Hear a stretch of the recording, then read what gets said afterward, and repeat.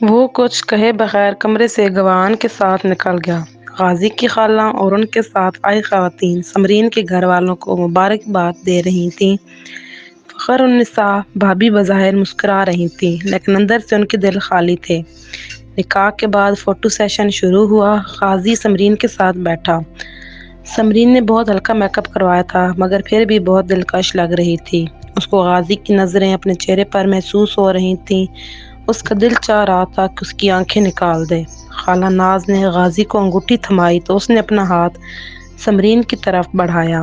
سمرین نے اس کے بڑھے ہوئے ہاتھ کو نظر انداز کیا تو بھابھی نے اس کا ہاتھ اٹھا کر غازی کے سامنے کر دیا۔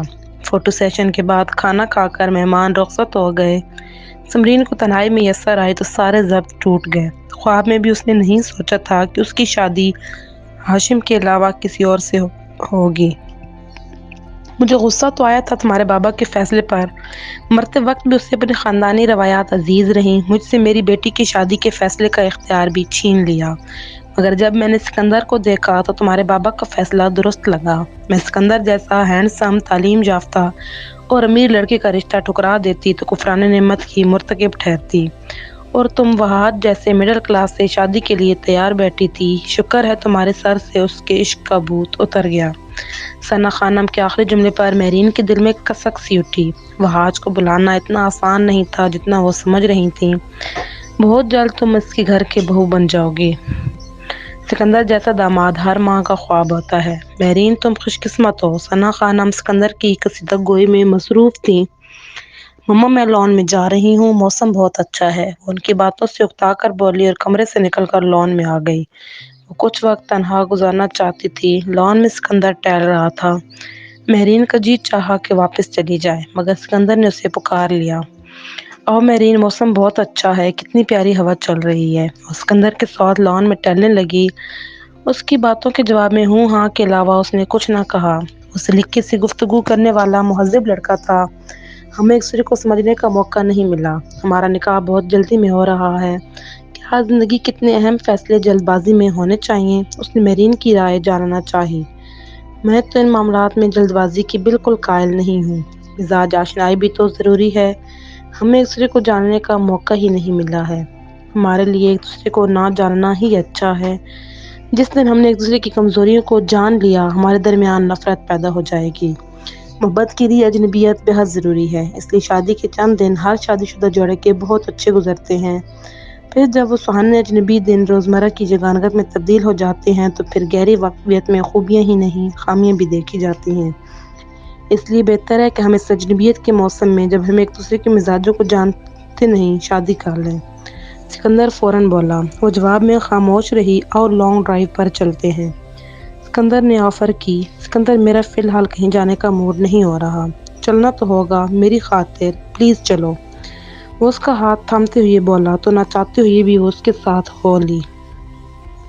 چائے کا کپ تھامے ہاشم کا ذہن شرمین کے بارے میں سوچ رہا تھا، جو ہر وقت اس کی راہ میں آنکھیں بچھائے رکھتی تھی۔ وہ سانولے رنگ کی عام نقوش کی حامل لڑکی تھی۔ مالی لحاظ سے اس کا گھرانہ ہاشم کے گھرانے سے کم تر تھا۔ وہ اپنی امی کے مزاج کو بخوبی سمجھتا تھا۔ نورین بیگم شرمین کو بہو بنانے پر مشکل ہی سے آمادہ ہوتیں۔ فی الحال تو اپنے دل کو یہ کہہ کر تسلی دے رہا تھا کہ شرمین سے اس کا لگاؤ محض جذباتی ہے۔ تم فضول میں اتنا کچھ اٹھا لائے، کیا ضرورت تھی اتنا خرچہ کرنے کی؟ چاچا امیر الدین نے کمرے میں داخل ہوتے ہوئے کہا۔ چاچا، مجھے سیلری ملی تھی، اس لیے دل کر رہا تھا کہ آج رات کا کھانا آرڈر کیا جائے۔ ویسے میں سوچ رہا ہوں کہ کوئی کمرہ کرائے پر لے لوں، کب تک میں آپ کے گھر میں پڑا رہوں گا؟ ہاشم بولا تو امیر الدین اس کے پاس بیٹھے ہوئے گویا ہوئے، کیا ضرورت ہے تمہیں کرائے پر جانے کی؟ کیا تم مجھے اپنا نہیں سمجھتے؟ یہ کمرہ خالی پڑا رہتا تھا، شکر ہے تمہارے استعمال میں آ گیا، ورنہ مجھے ڈر تھا کہ اس میں جنات کا بسیرا نہ ہو جائے۔ تم اسے اپنا ہی سمجھو۔ یہ کہہ کر وہ اپنی پہلی ملازمت کی رداعت سنانے لگے۔ آدھا گھنٹہ بعد وہ وہاں سے اٹھ کر اپنے کمرے میں پہنچے تو فرخندہ بانو ان کی منتظر تھیں۔ انہیں دیکھتے ہی بولیں، ابھی ہاشم کے کمرے کے باعث سے گزر رہی تھی تو سنا کہ وہ کہیں اور جانا چاہتا ہے۔ آپ نے اسے روکا کیوں نہیں؟ کیا ہوا، وہ یہاں رہ لے گا تو اس میں کیا حرج ہے؟ وہ ٹھوس لہجے میں بولیں، حرج تو ہے، گھر میں جوان لڑکی کے ہوتے ہوئے اگر وہ زیادہ عرصہ ٹھہرے گا تو لوگ باتیں بنائیں گے۔ آپ بہت بڑی غلطی کر رہے ہیں اس کو یہاں رکھ کر۔ پڑوس والے بتا رہی تھی کہ محلے والی الٹی سیدھی باتیں کر رہے ہیں۔ ہاشم اور شرمین کے حوالے سے: آپ کی مہمان نوازی ہماری لڑکی کے حق میں بری ثابت ہوگی، اور اس گھر میں اسی صورت میں رہ سکتا ہے جب اس کے شرمین کے درمیان کوئی باضابطہ رشتہ موجود ہو۔ آپ اس کے ابا سے بات کریں کہ وہ ہاشم کے لیے شرمین کا رشتہ قبول کر لیں۔ ہرگز نہیں، میں اپنے منہ سے بیٹی کا رشتہ دیتا ہوا اچھا لگوں گا۔ اکرم یہی سوچے گا کہ میں نے ہاشم کو رکھا ہی اسی غرض سے تھا۔ امیر الدین نے فوراً ان کی بات کی نفی کر دی۔ ویسے ایک بات تم اپنے دل سے پوچھو کہ نورین بھابی کی جگہ اگر تم ہوتی تو کیا شرمین کو اپنی بہو بناتی؟ ہاشم جیسے اعلیٰ تعلیمی ریکارڈ کے لڑکے کا شرمین سے کوئی جوڑ نہیں بنتا۔ آپ سے تو بات کرنا فضول ہے۔ اگر لڑکا ذہین، خوبرو اور قابل ہوتے ہوئے شرمین جیسی لڑکی کو پسند کر بیٹھے تو والدین کو ہاں کرنی ہی بنتی ہے۔ جوڑ شادیاں تو اکثر ہوتی رہتی ہیں، ویسے بھی ہماری شرمین میں سوائے رنگ کے کیا کمی ہے؟ وہ چڑے لہجے میں بولی: درست کہا تم نے، بے جوڑ شادیاں ہمارے معاشرے میں عام ہیں۔ اب یہی دیکھ لو، تم سے میرا کوئی جوڑ بنتا تھا؟ کہاں میں اور کہاں تم۔ ان کے منہ سے آخری جملہ نکلتے ہی دونوں کے درمیان تکرار شروع ہو گئی۔ شہر کے معروف میرج لان میں میرین اور اسکندر کی شادی کی تقریب جاری تھی۔ دلہن بنی میرین واقعی شہزادی لگ رہی تھی۔ وہاج کی طرف سے بددل ہونے کے بعد اس نے اپنے بابا کے فیصلے پر بغیر کسی اعتراض کے سر جھکا دیا تھا۔ اسے اپنی مما کی کہی بات اچھی طرح یاد تھی کہ ہمارے معاشرے کی لڑکیاں اکثر سمجھوتا اس شخص کے ساتھ کر لیتی ہیں جس کے ساتھ ان کا رشتہ جڑ جاتا ہے۔ میرین نے بھی اسکندر کو دل سے قبول کر لیا تھا۔ رات 2 بجے شادی کی شاندار تقریب اختتام پذیر ہوئی۔ بیڈ روم میں پہنچ کر ڈریسنگ ٹیبل کے آئینے میں میرین نے خود کو دیکھا۔ آج کتنی ستائشی نگاہوں نے اسے اس روپ میں سراہا تھا۔ وہ خود کو نظر بھر دیکھنے کے بعد چینج کرنے چلی گئی۔ چینج کر کے نکلی تو اسکندر کمرے میں موجود تھا۔ وہ بیڈ پر اس کے قریب آ کر بیٹھ گئی۔ تم نے ڈریس چینج کر لیا، کم از کم میرا انتظار تو کیا ہوتا۔ بہت پیاری لگ رہی تھی تم اس روپ میں، اسکندر نے کہتے ہوئے ایک مخملی ڈبیا اس کی طرف بڑھائی۔ میرین، یہ میری ماما کا سیٹ ہے جو انہوں نے اپنی بہو کے لیے رکھا تھا، یہ آج سے تمہارا ہوا۔ میرین نے مسکراتے ہوئے اس کے ہاتھ سے ڈبہ لے لیا جس میں ڈائمنڈ کا سیٹ جگمگا رہا تھا۔ مطمئن تھی کہ اسکندر سے شادی مہنگا سودا نہیں ہے۔ ہاشم آفس سے گھر لوٹا تو اس کا چہرہ اترا ہوا تھا۔ صحن میں شارمین اور چچی بیٹھی باتوں میں مصروف تھیں۔ وہ انہیں سلام کرتا ہوا اپنے کمرے میں چلا آیا۔ 10 منٹ بعد شرمین اس کے پیچھے چلی آئی۔ چائے بنا دوں؟ اس نے پوچھا۔ رہنے دو، موڈ نہیں ہو رہا، ہاشم نے جواب دیتے ہی چپ ساتھ لی تھی۔ اس کے چہرے پر اداسی تھی جسے شرمین نے فوراً ہی محسوس کر لیا تھا۔ کیا بات ہے، اتنے اداس کیوں ہیں؟ کیا آفس میں کوئی مسئلہ ہوا ہے؟ کمرے میں چھائے سکوت کو توڑتے ہوئے اس نے بتابی سے پوچھا۔ ہاں، ہاشم نے مختصراً جواب دیا۔ پلیز کچھ بتائیں نا، آپ کو پریشان دیکھ کر مجھے گھبراہٹ ہو رہی ہے۔ اس کی بے چینی مزید بڑھ گئی۔ شرمین، ایک تو تم بھی نہ پیچھے پڑ جاتی ہو۔ وہ جھلائے ہوئے لہجے میں بولا۔ مجھے ملازمت سے فارغ کر دیا گیا ہے، مگر کیوں؟ میری بھرتی غیر قانونی ہوئی تھی، اکیلے مجھے ہی نہیں اور بھی کئی لوگوں کو برخاست کیا گیا ہے۔ میری تو کچھ سمجھ میں نہیں آ رہا کہ ایسا کیوں ہوا۔ حوصلہ رکھیں، بہت جلد آپ کو دوسری جاب بھی مل جائے گی۔ شرمین نے تسلی دی۔ مل تو جائے گی مگر گورنمنٹ کی تو نہیں ہوگی۔ ہاشم غصے سے بولا۔ ہر شخص کے نصیب میں جو لکھا ہوتا ہے وہ اسے مل کر رہتا ہے۔ آپ کی خواہش تھی سرکاری ملازمت کی، وہ آپ کو ملی، مگر مل کر بھی کچھ مہینوں کے بعد فارغ کر دیا گیا۔ ملک میں اکثریت ایسے لوگوں کی ہے جو پرائیویٹ جاب کر رہے ہیں۔ آپ بھی تقدیر کا لکھا سمجھ کر پرائیویٹ جاب کی کوشش کریں۔ خدا نے۔ شرمین، تم جاؤ یہاں سے، مجھے تمہاری ہمدردی کی ضرورت نہیں، ہاشم نے قطع کلامی کرتے ہوئے تلخ لہجے میں کہا تو وہ خاموشی سے وہاں سے اٹھ گئی۔ آسمان پر پھیلی چاندنی نے ہر شے کو اپنے خضار میں جکڑے رکھا تھا۔ میرین کی نظریں چاند پریوں پہ جمی ہوئی تھیں، جیسے وہ اس کی روشنی سے اپنے وجود کو منور کرنا چاہ رہی ہوں۔ ایسی کیا بات ہے اس چاند میں جو مجھے نظر انداز کر کے تم اس کو دیکھنے میں محو ہو؟ اسکندر نے شکوہ کیا۔ چاند میری کمزوری ہے، دل چاہتا ہے اس کی چاندنی اپنے وجود میں سمیٹ لوں۔ میرین نے نظر آسمان کی طرف سے ہٹا کر اس کی آنکھوں میں جھانکتے ہوئے کہا۔ چلو جلدی سے تیار ہو جاؤ، آج ہم ڈنر باہر کریں گے۔ صبح سے تم بجھی بجھی سی ہو، اب یہ اداسی بھی ختم کر ڈالو۔ میری اداسی کی وجہ آپ کو معلوم ہے؟ مجھے چھوڑ کر جا رہے اور کہتے ہو میں اداس نہ ہوں؟ آپ کے بغیر میرا دل یہاں لگے گا؟ وہ تو لگانا ہی پڑے گا، بس تھوڑے عرصے کی بات ہے، پھر تم میرے پاس ہوگی۔ آپ کے بابا تو چاہتے ہیں کہ آپ یہیں پاکستان میں رہیں، آپ ان کی بات مان لیں، یہاں کوئی کمی تو نہیں ہے۔ بات کمی کی نہیں ہے، میرا دل اب وہیں لگتا ہے۔ میں نے تو سوچا تھا کہ میں شادی وہیں کروں گا، بابا کے زور دینے پر یہاں آ گیا، مگر دل سے فیصلہ کر چکا تھا کہ اگر تم مجھے پسند نہیں آئیں تو انکار کر دوں گا، مگر جب تمہیں دیکھا تو دیکھتے ہی تم پر فریفتہ ہو گیا۔ میرین، تم بہت حسین اور سمجھدار ہو۔ تمہاری شادی کو 2 مہینے بیت گئے اور پتہ بھی نہیں لگا۔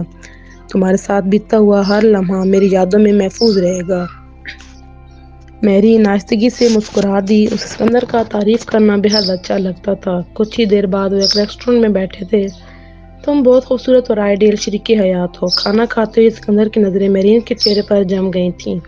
میرا دل تو یہاں سے جانے کو نہیں کر رہا۔ تم سے دوری برداشت نہیں ہے مجھے۔ میرا بس چلے تو تمہیں بھی ساتھ لے چلوں۔ وہ رومانٹک انداز میں بولا۔ تو لے چلے، میں کون سا یہاں رہنا چاہتی ہوں، میرین نے کہا۔ پھر دونوں خاموشی سے کھانا کھانے لگے۔ کھانے سے فارغ ہو کر اسکندر اس کو لیے ساحل سمندر پر جا پہنچا اور نہ چاہتے ہوئے بھی میرین کو وہ آج کا خیال آ گیا۔ جس روز ریسٹورینٹ میں وہ آج نکاح کی تجویز رکھی تھی، اس دن وہ اسے سی ویو گھمانے لایا تھا۔ میرین اسے یوں کھویا دیکھ کر اسکندر نے آہستگی سے پکارا، ہاں؟ وہ چونکتے ہوئے خیالوں کی دنیا سے باہر آئی۔ اس کو کچھ اچھا نہیں لگ رہا تھا۔ پرانے زخم پھر سے تازہ ہو گئے تھے۔ لگتا ہے تمہیں یہاں آ کر خوشی نہیں ہوئی۔ اسکندر کو کچھ اندازہ ہو گیا تھا۔ ایسی تو کوئی بات نہیں، بس تھکاوٹ سی محسوس ہو رہی ہے۔ خود کو نارمل کرتے ہوئے اس نے بہانہ بنایا، مجھے یہ لہریں اور تحت نگاہ تک پھیلا سمندر، خاص کر چاندنی رات میں بہت اچھا لگ رہا ہے۔ اچھا، تو تم کو میرے علاوہ یہاں موجود ہر چیز بھلی لگ رہی ہے، اسکندر نے مصنوعی خفگی سے کہا۔ آپ میرے ساتھ ہیں تو ان مظاہر میں خوبصورتی دکھائی دے رہی ہے، آپ کے بغیر تو میری زندگی پھیکی اور اداس ہے۔ میرین، تمہیں تو شاعرہ ہونا چاہیے تھا۔ کیا خیال ہے گھر چلیں؟ تم بھی تھکی ہوئی ہو، اس نے پوچھا، اور میرین کا سر اس بات میں ہل گیا۔ سیل فون کی بیل مسلسل بج رہی تھی۔ فرخندہ بانو نے کچن سے نکل کر تولیے سے ہاتھ صاف کیے اور موبائل اٹھا لیا۔ دوسری طرف نورین بیگم تھیں۔ رسمی گفتگو کے بعد وہ فرخندہ بانو کا شکریہ ادا کرنے لگیں۔ آپ لوگوں کی بڑی مہربانی، بھائی، اور آپ نے ہاشم کا بڑا خیال رکھا، ورنہ آج کے دور میں رشتہ داروں کو کون پوچھتا ہے۔ بھابھی، آپ تو شرمندہ کر رہی ہیں۔ ہم رشتہ داروں میں سے نہیں جو گھر آئے مہمان کو دیکھ کر منہ بنا لیں۔ مہمان تو رحمت ہوتے ہیں۔ مجھے تو ہاشم سے اپنے بیٹوں کی طرح انسیت ہو گئی۔ اس کی ملازمت سے نکالے جانے کا سن کر میرا دل بہت دکھا۔ سچ بتاؤں، ہاشم نے جب مجھے یہ خبر دی تو میں سن ہو کر رہ گئی، مگر قدرت کے کاموں میں ہم کیا کر سکتے ہیں۔ تم دعا کرنا کہ اسے جلد اچھی ملازمت مل جائے۔ ہاں ضرور، فرخندہ بانو نے کہا۔ میرا بیٹا ڈپریسڈ ہے، یہاں آ جائے تو کچھ تسلی ہو۔ میرا دل اس کی پریشانی میں اٹکا ہوا ہے۔ گھر میں سب لوگ ٹھیک ہیں؟ بیٹی کی شادی کب کر رہی ہیں؟ فرخندہ بانو نے پوچھا۔ ہاں سب ٹھیک ہے، رہا سوال بیٹی کی شادی کا تو شادی بھی ہو جائے گی۔ آج کل سسرال والوں کے نخرے بہت ہیں۔ ہاشم کی برسری روزگار ہونے کے بعد کچھ آسرا ہوا تھا، وہ بھی فی الحال ختم ہو گیا ہے۔ ایک کمانے والے کی کمائی میں گزارا کرنا ممکن نہیں۔ ہاشم کے ابا تو کہتے تھے کہ نوکری ملنے کے 2 سال بعد شادی کر دیں گے اس کی، مگر میں ان کی اس بات سے متفق نہیں تھی۔ کہتی تھی کہ ہاشم سیٹ تو ہو جائے، پہلے ہی گھر کے تمام اخراجات کا بوجھ آپ کے کندھوں پر ہے، لڑکیوں کی شادیوں کے فرائض سے نمٹا لیں یا ہاشم کی شادی کریں گے۔ نورین بیگم اپنے گھریلو مسائل ڈسکس کرنے میں مصروف ہو گئی تھیں۔ آدھے گھنٹے بعد فرخندہ بیگم نے فون رکھا تو انہیں چولہے پر رکھے سالن کا خیال آیا۔ وہ شرمین کو کوستے ہوئے کچن کی طرف لپکیں۔ آپ جا رہے ہیں؟ میرا دل آپ کے بغیر اب کہاں لگے گا، شرمین نے کہا۔ اس نے ہاشم کی یوں اچانک جانے کے بارے میں کبھی سوچا بھی نہیں تھا۔ میں آپ سے رابطہ رکھوں گی۔ سوچا تو میں نے بھی نہیں تھا، مگر جانا مجبوری ہے، ہاشم جواب دے کر امیر الدین کے کمرے کی طرف بڑھ گیا۔ چاچا میں جا رہا ہوں، دعاؤں میں یاد رکھیے گا۔ ہاں ضرور، اس کے سر پر ہاتھ پھیرتے ہوئے شفقت سے بولے۔ چاچی فرخندہ کو خدا حافظ کہہ کر دعائیں لیتے ہوئے بیرونی گیٹ کی جانب بڑھا۔ نکلنے سے پہلے اس کی نظر شرمین پر پڑی، جس کی آنکھوں میں آنسو تھے۔ باہر کھڑے رکشے میں ہاشم نے اپنا سوٹ کیس رکھا۔ امیر الدین اور ان کے بیٹے اس وقت تک ہاتھ ہلاتے رہے جب تک ہاشم کا رکشہ نظروں سے اوجھل نہیں ہو گیا۔ اس کے جاتے ہی امیر الدین ایک بار پھر اپنی جوانی کا قصہ لے بیٹھے تھے جب وہ ملازمت کے سلسلے میں فرخندہ بانو کے گھر ٹھہرے تھے۔ فرخندہ بانو بیزاری سے ان کی باتیں سن رہی تھیں۔ ان کی امید دم توڑ گئی تھی کہ ہاشم ان کا داماد بنے گا۔ ہاشم کے جانے کے بعد سے شرمین خاصی اپسیٹ تھی۔ اس کے ایک بے نام سے رشتہ ان کے درمیان تھا۔ اس دوران اسلام آباد سے اس کی پھپھو اپنے بیٹے طالب کے ہمراہ ان کے گھر قیام کرنے آ گئیں۔ پھپھو اور طالب کے آ جانے سے شرمین کی مصروفیات بڑھ گئی تھیں۔ فرخندہ بانو نے اپنی ناند اور ان کے بیٹے کی خاطر تواضع میں کوئی کسر نہیں چھوڑی تھی۔ شام ڈھلنے کو تھی۔ پھپھو طالب کے ساتھ کسی رشتہ دار کے گھر گئی ہوئی تھیں۔ شرمین فریج سے پانی نکالنے آئی تو بریانی کو دم دیتی فرخندہ بانو سے مخاطب ہوئیں۔ شرمین، یہ کسٹرڈ فریج میں رکھو اور جلدی سے رائتہ سلاد تیار کرو، سارا دن کچن میں کام کر کے میری کمر دکھنے لگی ہے۔ آپ کو پھپھو اور ان کے بیٹے کی اتنی خاطرداری کرنے کی کیا ضرورت ہے؟ ان کے آنے سے مہینے کا پورا بجٹ آؤٹ ہو کر رہ گیا ہے اور ان لوگوں کی فرمائشیں ہی ختم نہیں ہو رہی۔ نئے نئے پکوانوں کی فرمائش کرنے کے ساتھ انہیں شاپنگ بھی آپ کے پیسوں سے کرنی ہے۔ کیا ضرورت تھی جو آپ نے ان کو شاپنگ کروائی؟ شرمین ان سے الجھتی ہوئی بولی۔ تم بلا وجہ کے بجٹ کر کے خود کو ہلکان کر رہی، بحث کر کے خود کو ہلکان کر رہی ہو۔ لوگوں کے سامنے اپنی عزت بنانے کے لیے نمود و نمائش اور دکھاوا کرنا پڑتا ہے، خاص طور پر جب گھر میں جوان بیٹی موجود ہو۔ میں نے جو تمہارے نئے سوٹ سلوائے ہیں وہ رکھنے کے لیے نہیں ہیں، کام سے فارغ ہو جاؤ تو انہیں پہن کر تیار ہو جانا۔ میں تمہیں کہہ چکی ہوں کہ آپا کے سامنے اچھی حلیے میں رہا کرو۔ وہ طالب کے لیے لڑکیاں دیکھ رہی ہیں، مجھے تو لگ رہا ہے وہ یہاں آئی ہی اسی ارادے سے ہیں۔ امی آپ پھر سے امیدوں کے پل باندھنے لگی ہیں۔ پھپھو مجھ جیسی عام سے لڑکی سے اپنے بیٹے کی شادی کیوں کریں گی؟ طالب بھائی اچھے خاصے ہیں، آپ یہ خیال دل سے نکال دیں ورنہ یہ رشتہ نہ ہونے پر خواہ مخواہ افسردہ ہوں گی۔ وہ دہی میں چمچ چلاتے ہوئے یہ بولیں تو فرخندہ بانو سوچنے لگیں کہ میرا تو فرض ہے کہ میں شرمین کے لیے اچھے رشتے کا سوچوں۔ اگر اس کی شادی طالب سے ہو گئی تو اس کی زندگی آرام سے گزرے گی۔ ہاشم ابد جی کے آفس جانے کے لیے تیار ہو رہا تھا۔ اس سے اپنے تمام سرٹیفکیٹس تصدیق کروانے تھے۔ وہ اپنی شوز پہن رہا تھا کہ نورین بیگم کمرے میں داخل ہوئیں۔ کہاں جانے کی تیاری ہے؟ انہوں نے کمرے میں داخل ہوتے ہوئے پوچھا۔ ابد جی کے آفس جا رہا ہوں سرٹیفکیٹس کی تصدیق کرانے، ہاشم نے بتایا۔ کل تمہاری مامی مانی کا فون آیا تھا، وہ اگلے مہینے مومل کی شادی کا کہہ رہی ہیں۔ میں نے انہیں منع کر دیا، کبھی ہماری تیاری نہیں ہوئی۔ ہمیں کچھ مہلت دیں تو کہنے لگی 3-4 مہینے اور آگے کر دیتے ہیں۔ میں تو بہت پریشان ہوں، تمہاری نوکری بھی نہیں ہے، مہنگائی اتنی بڑھ گئی ہے کہ بچت نہیں ہو پاتی۔ سمجھ میں نہیں آ رہا کہ کس سے ادھار مانگا جائے۔ تمہاری ممانی کو تو جہیز میں سب کچھ چاہیے۔ نورین بیگم اپنا دکڑ لے کر بیٹھ گئی تھیں۔ امی ہماری جو حیثیت ہے اس کے مطابق ہم جہیز دیں گے۔ آپ تو کافی پہلے سے مومل کے جہیز کے لیے سامان جمع کر رہی تھیں۔ ابھی تک آپ کی تیاری مکمل نہیں ہوئی۔ بیٹا لڑکی کی شادی ہے جس میں تیاری آخر وقت تک چلتی ہے۔ میں نے کپڑے، کمبل، بیڈ شیٹ، کراکری اور ہال کے انتظامات کے لیے جیسے تیسے رقم جمع کر لی تھی، مگر گولڈ کا سیٹ اور چوڑیاں باقی ہیں۔ لاکھوں روپے چاہیے جیولری کے لیے، وہ فکر مندی سے بولیں۔ جب ہماری حیثیت نہیں تو گولڈ دینے کی کیا ضرورت ہے؟ جاری